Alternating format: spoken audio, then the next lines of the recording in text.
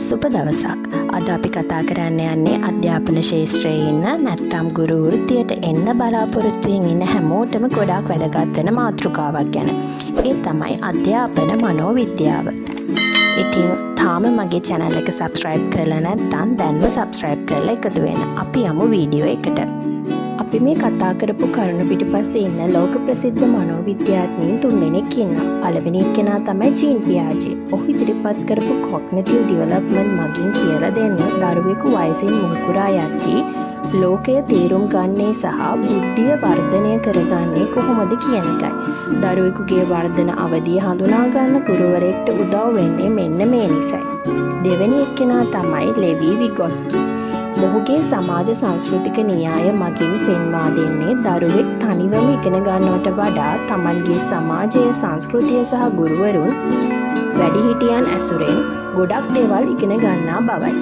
B.F. ස්කිනර් මොහුගේ න්‍යායන් මගින් ප්‍රධාන වශයෙන් පැහැදිලි කරන්නේ පරිසරය තුළින් ලැබෙන උත්තේජන නිසා ළමයෙකුගේ හැසිරීම් රටාවන් වෙනස් වෙන්නේ කොහොමද කියන එකයි.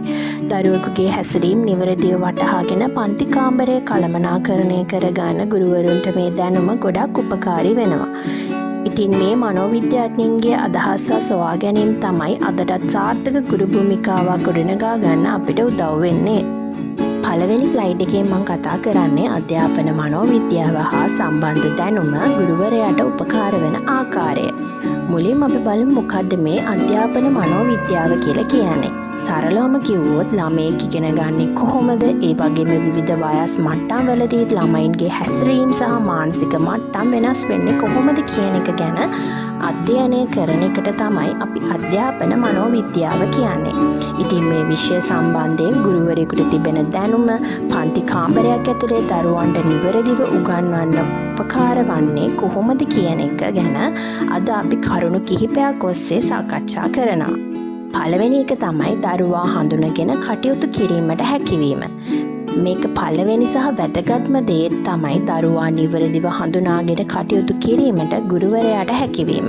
හැම දරුවෙක්ම එක වගේ නැහැ. සමහර දරුවන් ඉක්මනින් ග්‍රහණය කරගන්නවා, සමහර දරුවන් ටිකක් වෙලා යනවා. ඉතින් මනෝවිද්‍යාත්මක දැනුම නිසා ගුරුවරයෙක්ට පුළුවන් වෙනවා එක් එක් දරුවගේ දක්ෂතා, දුර්වලතා සහ ඔවුන්ගේ අවශ්‍යතා මොනවද කියලා නිවැරදිව තේරුම් ගන්න. දෙවැනි කරුණ තමයි දරුවාගේ සමබර පෞරුෂය වර්ධනය පිළිබඳ අවබෝධයක් ලබා ගැනීම. අධ්‍යාපනය කියන්නේ පොතපතේ දැනුම විතරක් දෙන එක නෙවෙයි. දරුවෙකුගේ කායික, මානසික, සමාජීය සහ ආවේගාත්මක කියන හැම පැත්තක්ම සමබරව වර්ධනය වෙන්න ඕනි. අධ්‍යාපන මනෝවිද්‍යාවෙන් ගුරුවරයාට කියා දෙනවා දරුවාව ඒ වගේ සමබර පුද්ගලයෙක් කරන්නේ කොහොමද කියලා. තුන්වෙනි කරුණ තමයි ගුරු භූමිකාව අවබෝධ කර ගැනීම. පන්ති කාමරයක් ඇතුලේ ගුරුවරයෙක් කියන්නේ නිකම්ම උගන්වන කෙනෙක් විතරක් නෙවෙයි. මඟ පෙන්වන්නෙක්, උපදේශකයෙක් වගේම හොඳ මිතුරෙක් වෙන්නත් ඕනේ. මේ භූමිකාවන් මොන වගේ අවස්ථාවලද පාවිච්චි කරන්න ඕනේ කියන අවබෝධය ගුරුවරයාට ලැබෙන්නේ මේ මනෝවිද්‍යාත්මක දැනුම තුලින්. ඊළඟ වැදගත් කරුණ තමයි දරුවෙකුගේ සහජ හැකියාව ප්‍රයෝජනයට ගැනීම. හැම දරුවෙක්ටම උපතින් ලැබුණු එක එක විදිහේ සහජ හැකියාවන් තියෙනවා. සමහර ළමයි චිත්‍ර අඳින්න දක්ෂයි, සමහරු සින්දු කියන්න, සමහරු ක්‍රීඩාවට වගේම තවත් සමහරු අලුත් දේවල් නිර්මාණය කරන්න දක්ෂයි. ඉතින් මනෝවිද්‍යාත්මක දැනුම තියෙන ගුරුවරයෙකුට පුළුවන් Tamanගේ පන්තියේ ඉන්න දරුවන් දිහා විමසිල්ලෙන් බලලා ඔවුන්ගේ මේ සැඟවුණු සහජ හැකියාවන් මොනවද කියලා කලින්ම අඳුර ගන්න. ඒ වගේම හැකියාවන් තවත් ඔප්නංවන්න පන්ති කාමරය ඇතුලේ දරුවාට නිසි මඟ පෙන්වීමක් සහ අවස්ථාවන් ලබා දෙන්න ගුරුවරයාට මේ හරහා ලොකු ශක්තියක් ලැබෙනවා. ඊළඟට අපි බලමු මොකද්ද මේ ඉගෙනුම් න්‍යායන් පිළිබඳ දැනුම ලබා ගැනීම කියලා. මනෝවිද්‍යාවේදී දරුවෙක් ඉගෙන ගන්නා ආකාරය පැහැදිලි කරන විවිධ ඉගෙනුම් න්‍යායන් learning theories තියෙනවා.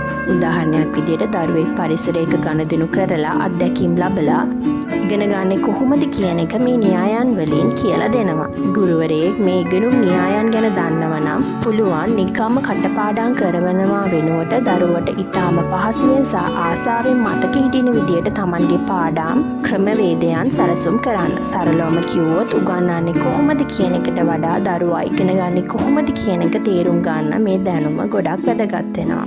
ඉතින් අද අපි කතා කරපු මේ කරුණු ටිකෙන් ඔයාලට පැහැදිලි වෙන්න ඇති සාර්ථක ගුරුවරයෙක් වෙන්න නම් අධ්‍යාපන මනෝවිද්‍යාව කොච්චර අත්‍යවශ්‍යද කියලා. වීඩියෝ එක වටිනවා කියලා හිතෙනවා නම් ලයික් එකක් දාලා යාළුවන්ටත් බලන්න ෂෙයා කරන්න. ඔයාලගේ අදහස් පහලින් කමෙන්ට් කරන්නත් අමතක කරන්න එපා. ඊළඟ වීඩියෝ එකකින් හමු වෙමු. හැමෝටම සුබ දවසක්.